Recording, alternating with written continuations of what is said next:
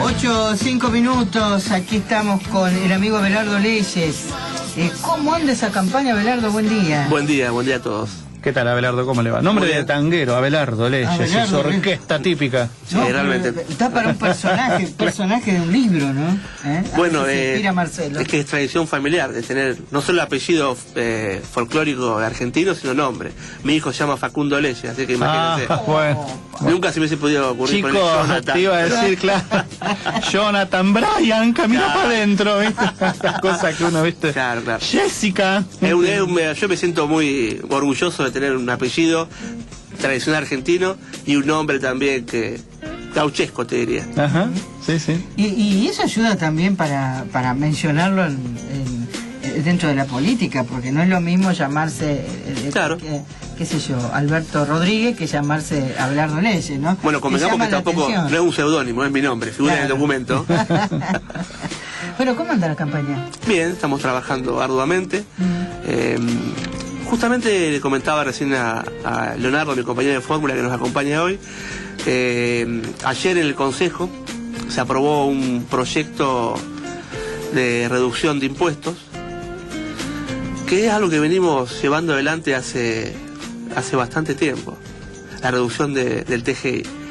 Y vi con agrado que se haya aprobado un proyecto que, si bien no nos consultaron a la hora de hacerlo, me gustó verlo escuchado y verlo realizado a la hora de la realidad, para que los vecinos lo puedan disfrutar. Sí. Creo que fue el 10% del pago anticipado en el TGI. Claro, sí, el asunto es que si vos pagás todo junto el año, te descuentan. Claro, es un proyecto que veníamos trabajando desde que empezamos esta campaña, claro, y lo vimos plasmado ayer en el Consejo. Vamos a recordar que Abelardo Leyes quiere ser concejal por el Partido Demócrata Progresista, un partido que ha crecido en este último tiempo, porque bueno, habían desaparecido casi todos los partidos políticos, claro, y ustedes, un grupo de personas jóvenes, lo han reflotado. Sí, nuestra idea, siempre lo hablábamos entre la gente que nos acompaña y que trabajamos, es la de volver a colocar un fiscal en el Consejo Municipal. Como en otras épocas el partido ha sido siempre responsable de eso. Se ve, o sea, evidentemente es una tarea casi titánica, te diría, pero yo me sentiría muy orgulloso de poder enmarcar un poco esa figura bueno, que empezó Lisandro de la Torre en el siglo pasado. Sí, esto yo se lo he dicho en otras oportunidades, Abelardo, que qué bárbaro esto, que la figura de Lisandro de la Torre siga captando la atención y llevando a que mucha gente, como en el caso de ustedes, y que siendo personas jóvenes y que en las escuelas estas figuras no se toman. No, prácticamente en serio, no se ven en la escuela. No, eso sí es una de las tantas falencias del sistema educativo, seguro, desde luego, ¿no? Pero sí, es verdad. Pero que seguramente desde algún lugar conocieron ustedes la figura de Lisandro de la Torre. Lo cual tampoco, si me permitís, Elizabeth, hacer un pequeño paréntesis con respecto a esto, no es raro que una figura gigantesca y que tanto hizo por los intereses nacionales como Lisandro de la Torre se la ningunee de los programas de educación. Se lo menciona por ahí, desde luego, pero en ningún momento se pone énfasis, se ahonda en la tarea que, bueno, que le costó la vida. Que le costó la vida. Yo estoy seguro de que... Por más de que los disparos los interceptó el amigo Bordavere, pero bueno, le terminó costando la vida. Claro, más tarde, seguro. ¿no? Bueno, recordemos que don Lisandro, harto y ya desesperado, deprimido... La ruina económica. En la ruina económica, bueno, decide cuetearse al poco tiempo, ¿no? Es uno de los pocos políticos que arrancó su carrera política con fortuna y terminó pobre. Yo creo que si la gente, el común de la gente, pudiese conocer la historia, no todos la conocen, no, claro, no podrían creer la historia, la vida de Lisandro de la Torre.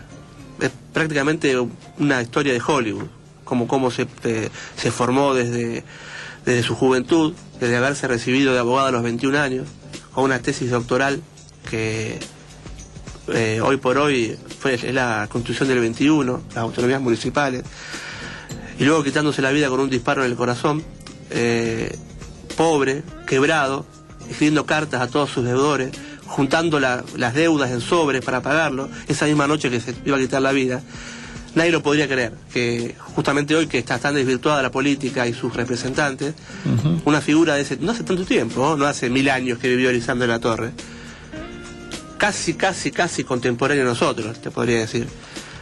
La gente no podría creer que existió realmente en Argentina. Sí, realmente. ¿Cómo llegas a conocer la figura de Lisandro? En el partido. Ahí realmente la mamé, la palpé, la estudié. Prácticamente no hay reunión política en el partido en la cual no se lo nombre. No es común que yo, cada vez que voy a algún lado, lo nombre. Porque marca cada uno de mis actos, no solo en la vida política, sino en la vida diaria. Es una persona a seguir increíble. Claro. Abelardo, ustedes en la recorrida que hacen, ¿no es cierto?, por distintos lugares de la ciudad, ¿cómo ves la ciudad hoy día? ¿Qué es lo que sentís que la gente está demandando, lo que la gente pide, como además del consabido tema de la seguridad, digo, porque seguramente me vas a decir seguro, eso, pero que eso es un tema que es todo el mundo, en boca de todo el mundo. Pero lo que pasa es que las realidades son diferentes, dependen de los dos puntos de las ciudades que nos vayamos. No es lo mismo, o sea, volvemos al punto de que hay dos ciudades diferentes, o tal vez más. No son las mismas las necesidades de la gente del centro que las necesidades de los bulevares para atrás, de Boulevard Segui para el sur y de Avellaneda para el oeste, son totalmente dos realidades diferentes. Si yo te digo que a alguien del centro le falta gas o cloaca, sería increíble, pero en los barrios sigue faltando. A 11 años de haber pasado el siglo XXI, seguimos faltando necesidades básicas, zanjas, a 1500 calles solamente pavimentadas de Rosario. Las necesidades son muchas. Es una demanda social muy importante que me parece que tenemos que satisfacer desde los puntos que tenemos, el Consejo Municipal y la Municipalidad. Claro, es lo que te quería preguntar, ¿no? Porque vos notás entonces una fragmentación muy grande entre lo que sería el centro y los barrios. No hace falta ser político y caminarlo para verlo, uno lo palpa la gente normal. Y estando dentro del Consejo Municipal, ¿qué comisión elegirías para trabajar? Bueno, presupuesto, seguramente, porque es la fundamental para estar justamente en el nacimiento de donde va cada partida. Y me gustaría mucho planeamiento, puede ser también. Pero bueno, eso lo veremos, seguramente también depende de los equipos que tenemos, cómo lo vamos a armar. Porque por lo que te preguntaba Marcelo, ¿cómo ves la situación de la ciudad de Rosario? Digo, a lo mejor uno puede inclinarse hacia ver cómo soluciono temas de la salud o cómo, porque en realidad no sé si corresponde al concejal solucionar los temas, sino proyectar para que el Ejecutivo tome cartas en el asunto. Y ahí se te escapa un poco la mano, vos el proyecto lo haces y se aprueba, y si el Ejecutivo no... Pero por eso justamente yo quiero ser un poco el fiscal de esto, no solo quedarnos en el proyecto y luego que no se realice, fiscalizarlo, seguirlo hasta que se realice. Me parece que es una tarea importantísima y me parece que eso siempre fue hace ya más de 10 años que el partido no tiene representantes y a mi modo de ver no tiene fiscales el Consejo. Claro. 10 años ya del último, claro. 10 años. El último concejal terminó su mandato en el 99, o sea, 12 años. Sí, claro. ¿Qué creo que fue? Miguel Montrasi. Mirá vos. Que una de las... Yo recuerdo la figura de Elvio Martínez en su momento, que era el único, junto con Nelson de la Jonquière, que iba al Consejo Municipal. Estoy hablando del año 92 o por ahí, anterior a este... Vos sabés que... Bueno, yo tenía una amistad muy grande con Elvio y siempre me contaba una anécdota que le había tomado un taxi a mediados de los 90 y el taxista le dijo: Elvio, ¿cómo anda el Consejo? Y él se dio vuelta y le dijo: querido, hace 10 años que no estoy en el Consejo. Sí. O sea, ¿cómo era muy omnipresente la figura como un de demócrata Martínez, política como Elvio Martínez marcó en la gente lo que te estaba diciendo de la fiscalización. Que puede haber tenido errores o aciertos, pero era fundamental el énfasis que le ponía a esta tarea. Claro, además siempre es importante la pluralidad de fuerzas, ¿no? Mientras que, por más que a los bloques mayoritarios mucho no les guste, pero para nosotros los ciudadanos siempre es mejor que haya una pluralidad de fuerzas y que no esté concentrado en... Pero con respecto a lo que vos decís, eso se segmentó al momento de cortar el Consejo a la mitad. Claro, ahí se vio los partidos minoritarios, como el Partido Demócrata, perdieron la posibilidad de acceder.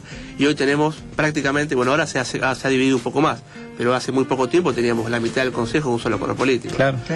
Y eso no hace una democracia. No, por eso, o sea, es mucho mejor, por eso, por más que los integrantes de los bloques mayoritarios nos estén esperando la salida para fajarnos, pero bueno, claro, nosotros en tanto ciudadanos de esta ciudad, nos parece que mientras mayor sea la coloratura política en el Consejo Deliberante, me parece que vamos a salir beneficiados todos. Mientras más voces haya, me parece mejor. Se llama habitualmente democracia, ¿no? Tiene ese nombre, claro, justamente, no, exactamente. Pero lo interesante esto de fiscalizar, porque en todos los órdenes, vos fíjate que alguien dice, bueno, esta ley dice tal cosa, pero ¿quién la cumple a esa ley? Incluido el llevar casco para ir en moto, que vos decís, pero o la payasesca disposición de las bicisendas entre... Un tema muy emblemático para discutir. Claro. El de la bicisenda, estoy hablando entre Cruz Alberdi y Boulevard Oroño, digo, uno que vive por la zona, lo ve todos los días y realmente es algo que no tiene ni pies ni cabeza, me parece que, y que me perdone la gente del bloque socialista, ¿no? Pero me parece que no han pagado el costo político que debieran haber pagado por semejante payasada. No digo que me parezca mal la bicisenda, es más, me parece bárbaro. Sí. Lo que no puedo entender es el gasto, la gente pintando la linita, el problema ocasionado a los vecinos, y de buenas a primeras los comerciantes dijeron que no y se estacionan donde quieren, y o sea, en conclusión, se promulga una ley claro.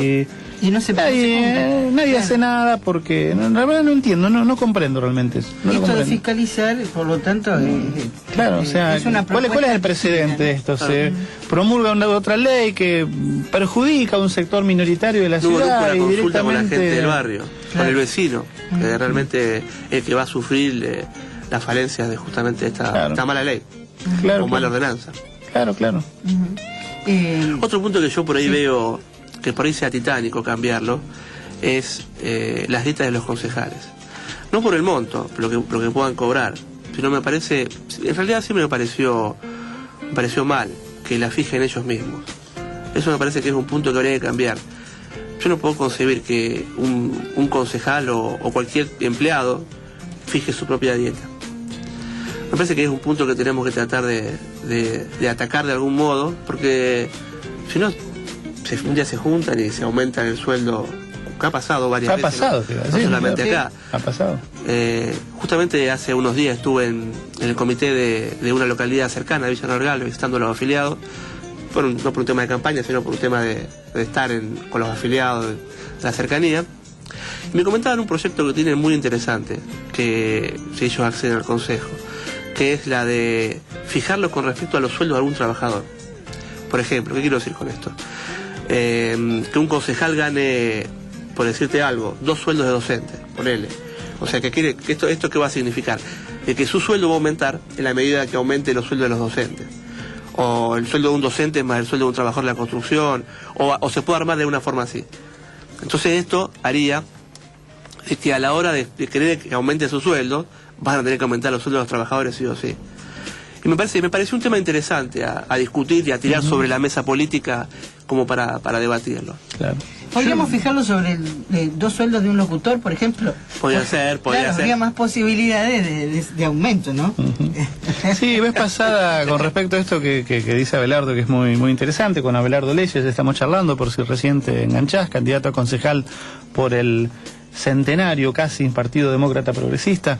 Vez pasada venían candidatos, no voy a decir de qué partido, no importa, ¿no? Pero lo hemos escuchado en boca de varios, hablando de que, por ejemplo, en una época ellos extrañan la mayoría la autonomía que tuvo Rosario en la década del 30, ¿no? En esa época, por el gobierno demócrata progresista de Luciano Molina. Nosotros nos animamos a decir en este programa que es verdad, hubo autonomía en Rosario en la década del 30, pero en la década del 30 los concejales eran ad honorem. Claro, cosa que honorable consejo municipal. Exactamente, claro, cosa que ¿no? hacen un recorte, como ocurre con la mayoría de la gente, sobre esto, no, sobre la autonomía, pero a la hora de verlo dentro del contexto total es cuando retrucamos nosotros. Está bien, pero en esa época los concejales no cobraban plata, trabajaban ad honorem. Exactamente. O sea que contemos todo como era la realidad. Claro que sí, que sí. Bueno, esa parte no la cuentan nunca, pero bueno. Pero a ver, yo no veo mal que un concejal, no porque yo tenga intenciones de serlo, gane un buen dinero. No estoy de acuerdo, mal. En la época de esta que nos toca vivir, nos guste o no nos guste, hay una hiperprofesionalización de todo, y me parece también que el hecho de que la gente que aspira a un puesto que ya per se sea no rentado, que sea don obrem, involucra también un recorte en el poder adquisitivo.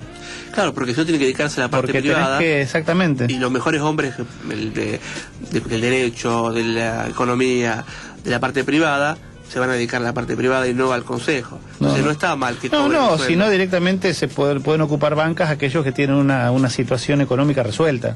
Lo que pasa es que eso tampoco resultó.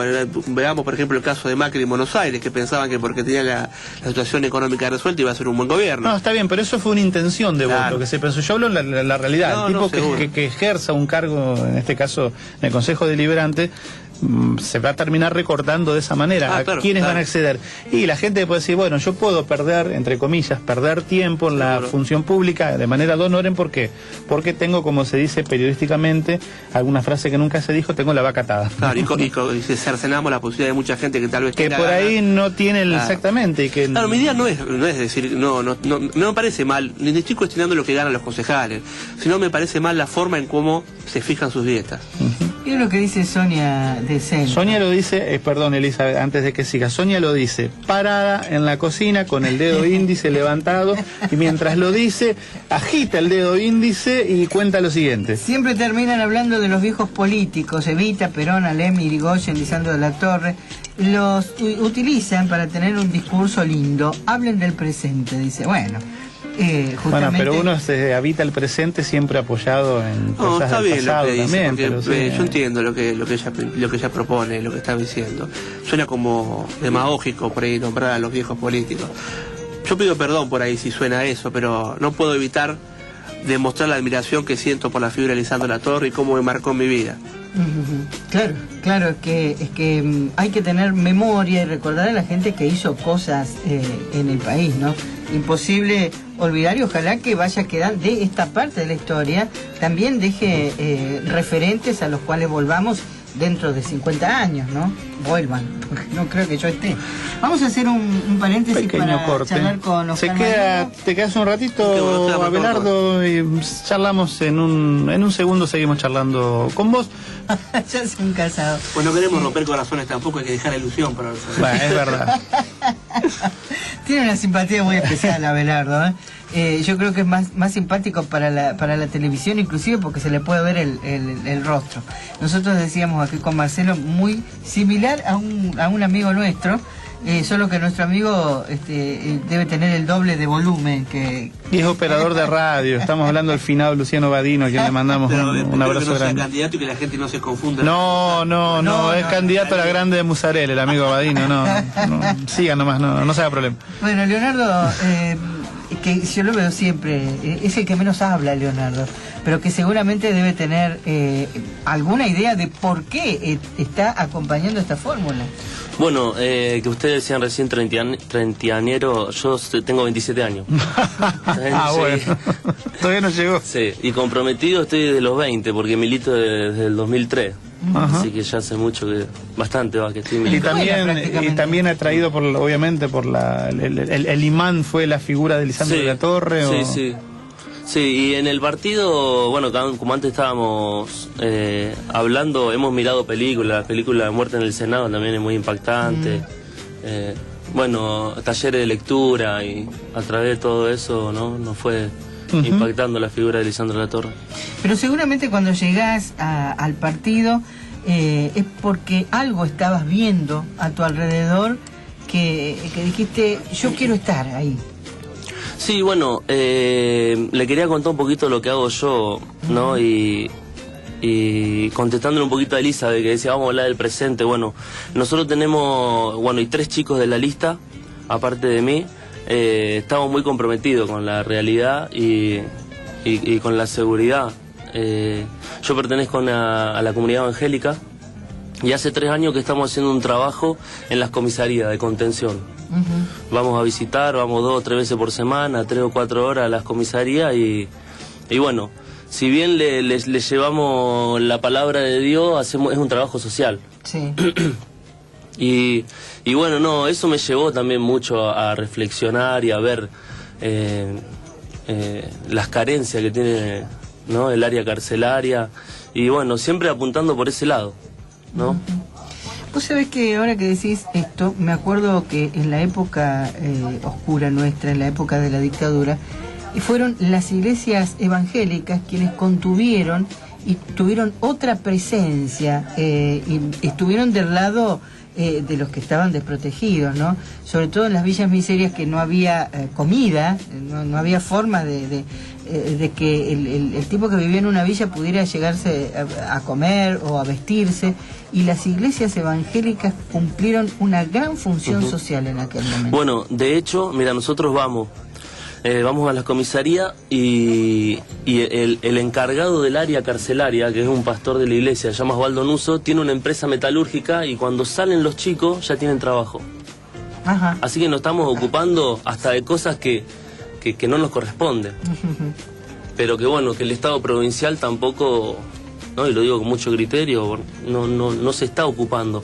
Hablan de la inseguridad y quieren soluciones mágicas, pero la verdad que de esto no hay soluciones mágicas. Esto hay que trabajar, hay que ponerle esfuerzo. Esto no es de un día para otro, es la transformación de toda una generación que no fue educada, en el trabajo, en nada, ¿no?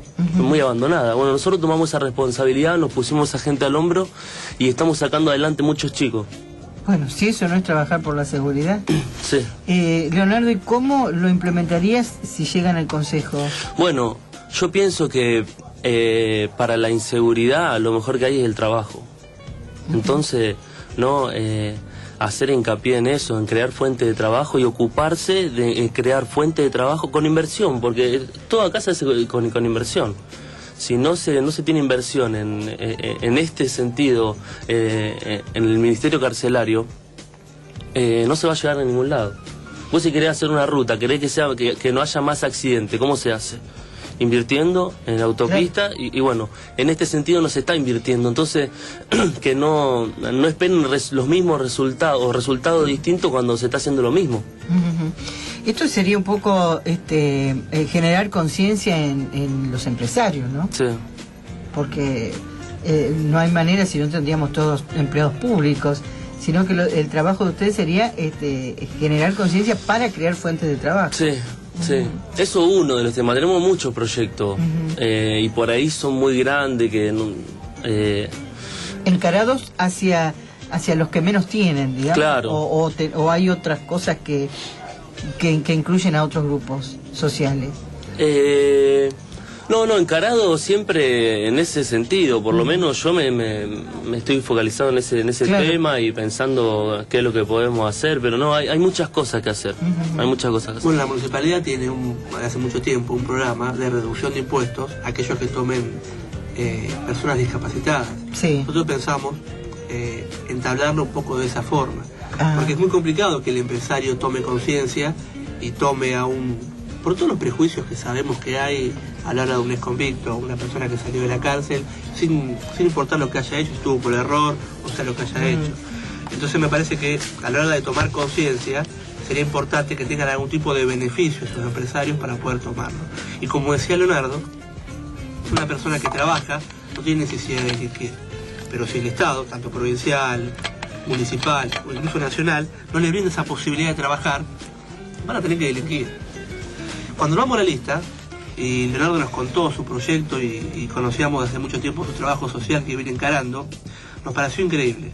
Y si bien mucha gente piensa que él ocupa el segundo lugar de la lista por su juventud y por su participación en la juventud del partido, lo ocupa por la tarea social que está haciendo. Y como debe ser, ¿no? Porque así se forman las listas, con los trabajadores sociales. Exactamente. De lo contrario, el otro va con otros intereses. ¿Seguro? Pero si uno está dando parte de su historia, de su vida, de su tiempo, dedicada al otro, lo bueno es que lo haga desde el Estado, ¿no? Seguro, él lo hace a través de la iglesia evangélica. Uno puede estar de acuerdo o no, o tener otra religión, pero es innegable el trabajo social que él está haciendo, sí. Y las ganas que tenía, y él no veía la posibilidad, y por eso se acercó también a un partido político, para poder cambiar la realidad. Para poder canalizar esto a través de la política, sí, seguro. Chicos, la verdad, sinceramente, pero muchísima suerte. Ojalá, bueno, les vaya bien, que puedan que pueden insertarse dentro de lo que es la política local. Insistimos lo que decíamos al principio, estos son cosas que le hace bien a esta mayor pluralidad de voces, esta mayor coloratura.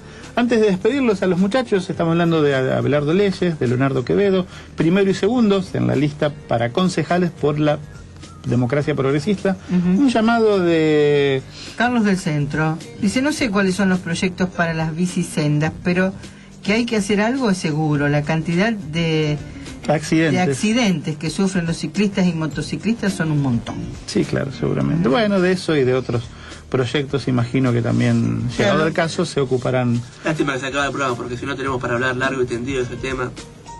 Bueno, pero no es el último programa. No, ya los tendremos acá. Muy bien, luego, muy bien. Tomando la palabra. Sí, pero seguro que sí. Es un gustazo siempre charlar con Abelardo Leyes y Leonardo Quevedo y que nos cuenten por qué están haciendo lo que hacen. Gracias, chicos. Hasta la próxima. Bueno, hasta luego. Muchas gracias por haber venido. Usted está escuchando Radio Gran Rosario 88.9, la de mayor alcance, la más profesional, la de mayor audiencia. Radio Gran Rosario.